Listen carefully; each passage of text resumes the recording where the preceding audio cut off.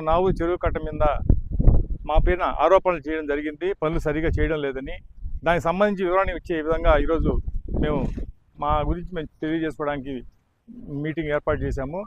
ఈ సమక్షంలో నావూరు చెరువు సంబంధించి 2 కోట్లతోటే గతంలో వరల్డ్ బ్యాంక్ ప్రాజెక్టులో వర్క్ శాంక్షన్ అయింది. దీనికి సంబంధించి ఒక కలుసు మాత్రమే పూర్తి చేసి కాంట్రాక్ట్ వెళ్ళిపోవడం జరిగింది.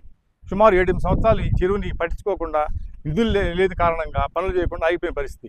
అటువంటి సందర్భంలో మేము ఎఫ్డిఆర్ కింద కట్ట 2 మీటర్లు విడుతూ ఉన్న కట్టని మేము ఎఫ్డిఆర్ కింద 9.9 లక్షలతోటే మంజూరు చేయించాం.